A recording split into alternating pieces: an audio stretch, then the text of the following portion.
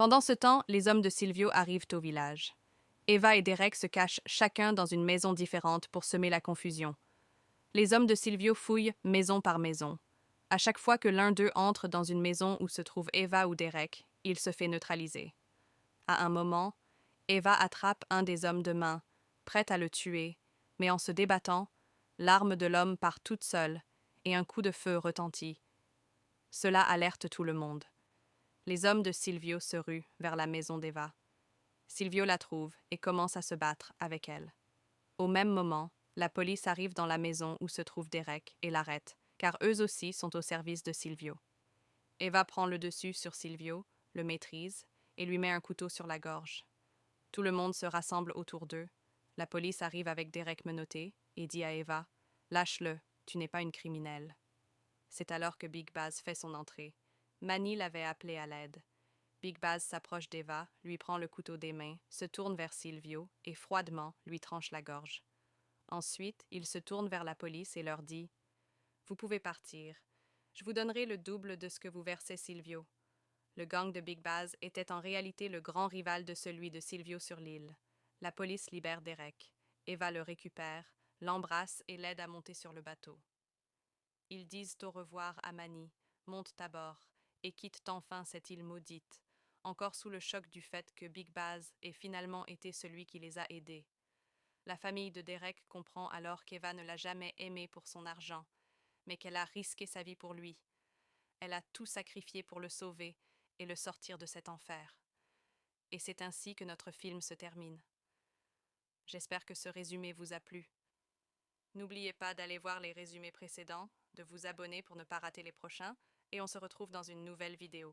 Manny leur propose alors autre chose. Sortir le soir même dans une boîte très connue sur l'île, avec DJ et grosse ambiance.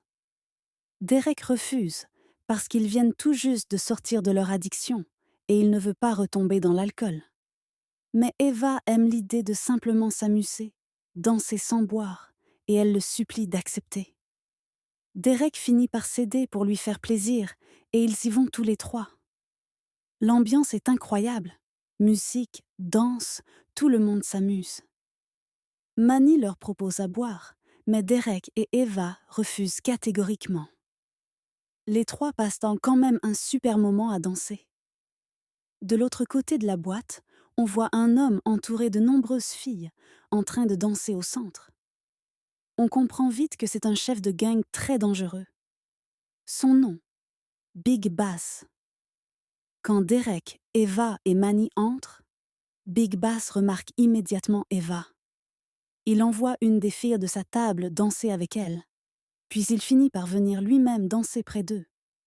Quand il commence à trop se rapprocher d'Eva, Derek intervient et lui dit de s'éloigner. « Éloigne-toi d'elle, c'est ma femme !»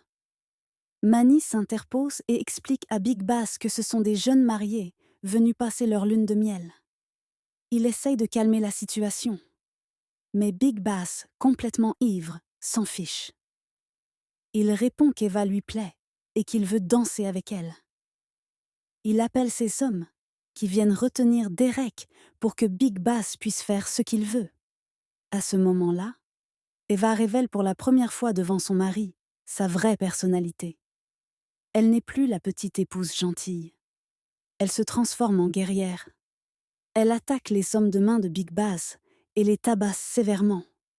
Derek, lui, n'arrive même pas à se débarrasser de celui qui le retient.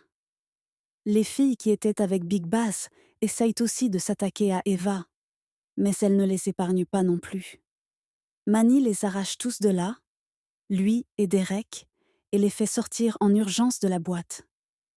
Ils montent vite dans la voiture et s'éloignent. Manny leur dit « Vous savez ce que vous avez fait ? Vous vous êtes mis à dos l'un des hommes les plus dangereux de cette île. » Derek est sous le choc, non pas des menaces, mais de ce qu'il vient de voir. La façon dont sa femme s'est battue contre toute une bande de criminels. Mais il n'ose pas trop lui poser de questions, car il sent qu'elle est déjà bouleversée en repensant à son père cette nuit-là. Ils rentrent à la maison qu'ils ont louée. Derek essaye de la calmer et finit par réussir à l'apaiser jusqu'à ce qu'elle s'endorme.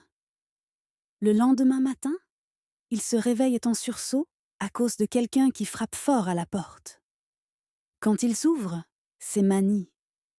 Il leur dit que Big Bass les a cherchés partout et qu'il sait maintenant où ils logent. Derek lui répond qu'ils n'ont nulle part où aller et il ne croit pas que quelqu'un irait tellement amplifier cette histoire. Manny rigole et dit qu'il plaisantait, puis ajoute qu'il est venu les chercher pour les emmener sur le site de tyroliennes dans les montagnes. Il insiste, finit par les convaincre, et ils montent tous les trois sur sa moto. Ils arrivent dans un endroit en hauteur, appelé la ligne rapide. Là, ils trouvent un responsable de l'attraction, le paie, et s'installent sur un câble reliant deux montagnes. La distance n'est pas très grande. Ils testent la tyrolienne à trois et adorent la sensation. En descendant, Manny leur dit « Ce n'est rien. Il y a encore une autre ligne, beaucoup plus longue, 1600 mètres. Ça, c'est la vraie aventure. » Eva a peur et dit qu'elle ne peut pas. Elle leur dit d'y aller sans elle. Manny se lance en premier, traverse la distance. Derek passe ensuite, tout content, en filmant sa descente. Sauf qu'il ne remarque pas que le câble commence à s'effilocher petit à petit. En quelques instants, le câble lâche complètement et se brise. Heureusement, Derek a de bons réflexes. Il parvient à se rattraper au dernier moment et reste suspendu, accroché au reste du câble. Eva, paniquée, demande au responsable de l'attraction de faire quelque chose pour le sauver. Il lui répond qu'il ne peut pas l'atteindre. Manny revient alors vers Derek, suspendu sur la tyrolienne. Il lui dit de s'accrocher à lui pour qu'ils puissent revenir ensemble. Mais ils sont trop lourds tous les deux et avancent très lentement. Les mains de Derek glissent. Il n'arrive plus à tenir et il finit par lâcher prise. Derek tombe de très haut, en pleine forêt. Eva demande au responsable d'appeler une ambulance. Puis elle descend dans la forêt pour chercher son mari. Elle l'appelle, ne le voit nulle part. Alors elle compose son numéro. Elle suit la sonnerie jusqu'à le trouver, étendu au sol. Derek est gravement blessé, surtout aux jambes. Il ne peut plus se lever. L'ambulance arrive, le prend en charge. Eva veut monter avec lui, mais les secouristes l'en empêchent. Elle est obligée de les laisser partir et prend une moto pour suivre l'ambulance. Elle ne la lâche pas des yeux jusqu'à ce que l'ambulance s'engouffre dans des ruelles très étroites. Eva perd le contrôle de la moto, tombe. Elle n'a rien de grave, mais la moto est complètement cassée. Elle demande alors à l'homme qu'elle a percuté de la déposer à l'hôpital. Elle avait pris la carte où les secouristes avaient noté l'adresse de l'hôpital. L'homme la laisse devant l'hôpital, avec une bonne demi-heure de retard sur l'ambulance. Elle se précipite à l'accueil et demande le nom de son mari. L'employé lui dit qu'il n'y a personne ici avec ce nom. Eva insiste, lui montre une photo d'eux deux. La réceptionniste répond encore « Non, je ne l'ai pas vu, il n'est pas passé par ici. » Eva la laisse et entre dans l'hôpital pour chercher par elle-même. Elle ne trouve aucune trace de Derek. Quand elle appelle son portable, elle suit à nouveau la sonnerie et tombe sur une patiente, qui tient le téléphone de Derek. Elle récupère le téléphone, mais Derek, lui, n'est pas là. Elle sort alors pour visiter les autres hôpitaux de l'île, un par un. Rien. Personne ne l'a vu. À ce moment-là, elle va voir la police pour déclarer la disparition de son mari. Le lendemain, elle prévient également la famille de Derek, qui arrive avec leur jet privé. Ils partent tous ensemble au commissariat. Le commissaire commence à l'interroger et Eva lui raconte tout ce qui s'est passé. La boîte de nuit, la tyrolienne, l'accident, l'ambulance, Manny, Gogo, toute la journée. Mais le commissaire commence à douter d'elle. Il se dit qu'elle a peut-être quelque chose à voir avec la disparition de Derek, surtout quand il apprend que Derek vient d'une famille riche et qu'Eva hériterait de tous ses biens en cas de décès. Eva explose de colère en entendant cela. Elle leur dit de tout faire pour le retrouver, au lieu de la suspecter. Elle leur propose d'aller voir les témoins, ceux qui étaient avec elle ce jour-là. Le commissaire, la famille et elle vont sur le site de la tyrolienne.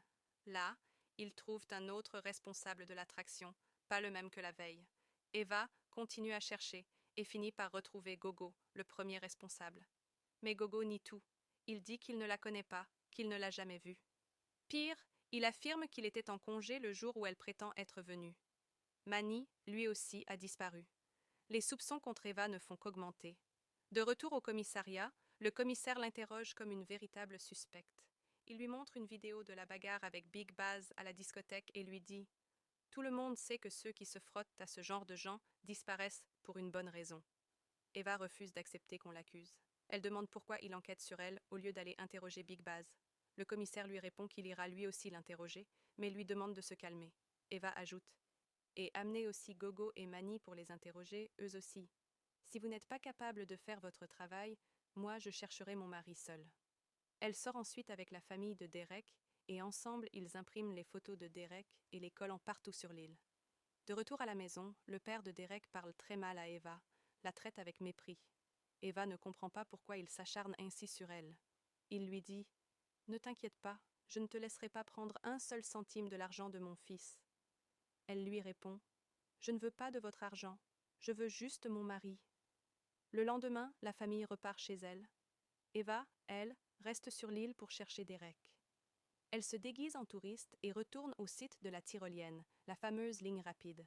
Elle se fait passer pour quelqu'un qui ne sait pas utiliser l'attraction afin que Gogo soit obligé de monter avec elle. Avant de s'élancer, elle coupe en cachette une partie du câble auquel il sera accroché. Au milieu du trajet, elle finit de couper son câble. Il se retrouve suspendu dans le vide, terrorisé. De là, elle commence à le menacer pour qu'il dise la vérité. Elle filme tout avec son téléphone. Gogo finit par avouer que oui, ils étaient bien venus ce jour-là et que c'est Manny qui avait appelé l'ambulance. Avec cette preuve en main, Eva retourne voir le commissaire et lui montre la vidéo. Le commissaire se met en colère. « On ne torture pas les gens pour les forcer à avouer. Maintenant, je dois te renvoyer dans ton pays. » Eva tente de prendre la fuite, mais ils réussissent à l'attraper. Ils l'escortent jusqu'au bateau qui part de l'île, accompagné d'un policier. En pleine traversée, elle élabore un plan pour s'échapper. Elle demande à aller aux toilettes. Comme elle a les menottes, elle lui demande de l'aider. Il entre avec elle. Dès qu'ils sont à l'intérieur, elle lui assène des coups de... Il la supplie de ne pas le faire devant sa fille. Alors elle le tire dans la salle de bain, ferme la porte, puis le tue à l'intérieur. Même après ça, elle ne se sent pas soulagée. Elle sort de chez lui, brisée, et part voir Manny pour tout lui raconter. En larmes, elle lui dit que Derek avait sauvé sa vie en la sortant de l'addiction, qu'il lui avait redonné goût à une vie normale. Manny lui répond que c'est elle qui s'est sauvée elle-même, que Derek n'a été que le déclencheur. Elle lui dit qu'elle ne pourra jamais se reposer tant que tous ceux qui ont participé à la mort de Derek ne seront pas punis. Manny lui dit qu'il est prêt à l'aider, mais elle refuse. Elle veut terminer tout ça seule. Le lendemain matin, elle prend la voiture de Manny et commence à surveiller les employés de l'accueil de l'hôpital, notamment celle qui avait nié avoir vu Derek. Elle la suit jusqu'à un endroit isolé, l'attaque et l'étrangle jusqu'à la tuer. Ensuite, elle entre dans l'hôpital à la recherche du médecin responsable de l'erreur. Quand elle le trouve seul dans une salle, elle lui met un sac en plastique sur la tête et commence à l'étouffer. Avant de le tuer complètement, elle lui demande ce qui est vraiment arrivé à Derek. Au début, il nie tout, dit qu'il ne sait rien, qu'il n'a tué personne. Mais quand il sent qu'il est sur le point de mourir, il finit par craquer et lui indique une salle où tournent des caméras de surveillance. Elle y trouve un écran montrant des enregistrements, et là, choc. Elle voit Derek, vivant, sur une chaise roulante. Eva est sous le choc en réalisant qu'il est encore en vie. Elle demande au médecin ce que cela signifie, pourquoi on lui a dit qu'il était mort. Il lui répond qu'il va tout lui expliquer. Il lui donne des vêtements et un masque d'infirmière pour la faire passer pour une membre du personnel, puis l'emmène à une clinique privée. C'est là que Derek est retenu. Ils entrent dans une salle où Derek est allongé, le dos ouvert, pendant qu'on lui prélève la moelle osseuse. Eva comprend que Derek a été enlevé par un gang extrêmement dangereux. Leur chef s'appelle Silvio. Il fait prélever la moelle osseuse de Derek régulièrement et, par pure cruauté, refuse qu'on l'anesthésie pour qu'il souffre autant que possible. Eva attend le moment où Silvio s'approche trop près. Elle lui injecte un produit sédatif dans le cou. Quand il réalise ce qui se passe, il lui demande « Qu'est-ce que tu m'as fait ?» Elle pose ensuite l'arme sur sa tête et menace ses hommes de main. Elle tire sur 2 d'entre eux et les tue sur le champ. Silvio lui avoue alors qu'il a un cancer de la moelle osseuse et qu'il a besoin d'un donneur compatible. En fouillant la liste des touristes arrivés sur l'île, ils ont trouvé Derek comme donneur idéal, avec une compatibilité parfaite. Eva comprend alors à quel point tout était calculé. Elle libère Derek de la table, le met sur un fauteuil roulant et sort de la salle en le poussant, arme à la main. Elle ferme la porte derrière eux. Silvio appelle tous ses hommes en renfort. Avant d'atteindre la sortie, Eva et Derek entendent des coups de feu. Les hommes de Silvio envahissent la clinique. Eva tire sur tous ceux qui se mettent sur leur chemin, démontrant une maîtrise parfaite des armes. Ils parviennent à sortir de la clinique. Silvio, qui s'était déjà échappé, les aperçoit et commence à tirer sur eux. Eva riposte.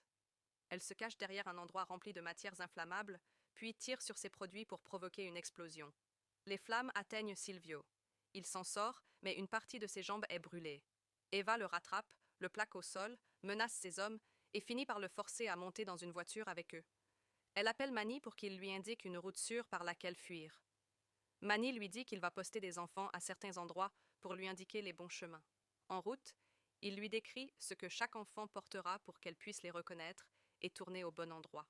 Alors qu'elle roule, Silvio parvient à ouvrir la porte de la voiture et saute. Il remonte dans le véhicule de ses hommes, qui les poursuivent. Eva arrive finalement à l'endroit où se trouve Manny. Il les met tous les trois sur une sorte de radeau en bois pour traverser la rivière, et laisse les enfants sur les berges pour pousser le radeau dans l'eau. Silvio arrive de l'autre côté de la rive et les voit au milieu de l'eau. Il menace les enfants avec une arme pour qu'ils fuient, puis commence à tirer sur Eva et Derek. Par chance, aucune balle ne les touche et ils parviennent à atteindre l'autre rive. Manny leur dit que malgré tout cela, les hommes de Silvio ne vont pas s'arrêter, car l'île entière est sous son contrôle. Ils montent dans la voiture de Manny et se rendent dans son village. Tout le monde le connaît là-bas. Il parle aux habitants et les implore de cacher la présence d'Eva et Derek, de ne rien dire à personne. Pendant ce temps, les hommes de Silvio arrivent au village. Eva et Derek se cachent chacun dans une maison différente pour semer la confusion. Les hommes de Silvio fouillent maison par maison. À chaque fois que l'un d'eux entre dans une maison où se trouve Eva ou Derek, il se fait neutraliser. À un moment, Eva attrape un des hommes de main, prête à le tuer, mais en se débattant, l'arme de l'homme part toute seule et un coup de feu retentit. Cela alerte tout le monde. Les hommes de Silvio se ruent vers la maison d'Eva. Silvio la trouve et commence à se battre avec elle. Au même moment, la police arrive dans la maison où se trouve Derek et l'arrête, car eux aussi sont au service de Silvio. Eva prend le dessus sur Silvio, le maîtrise et lui met un couteau sur la gorge. Tout le monde se rassemble autour d'eux. La police arrive avec Derek menotté et dit à Eva « Lâche-le, tu n'es pas une criminelle. » C'est alors que Big Baz fait son entrée. Manny l'avait appelé à l'aide. Big Baz s'approche d'Eva, lui prend le couteau des mains, se tourne vers Silvio et froidement lui tranche la gorge. Ensuite, il se tourne vers la police et leur dit « Vous pouvez partir. Je vous donnerai le double de ce que vous versez Silvio. » Le gang de Big Baz était en réalité le grand rival de celui de Silvio sur l'île. La police libère Derek. Eva le récupère, l'embrasse et l'aide à monter sur le bateau. Ils disent au revoir à Manny, montent à bord et quittent enfin cette île maudite, encore sous le choc du fait que Big Baz ait finalement été celui qui les a aidés. La famille de Derek comprend alors qu'Eva ne l'a jamais aimé pour son argent, mais qu'elle a risqué sa vie pour lui. Elle a tout sacrifié pour le sauver et le sortir de cet enfer. Et c'est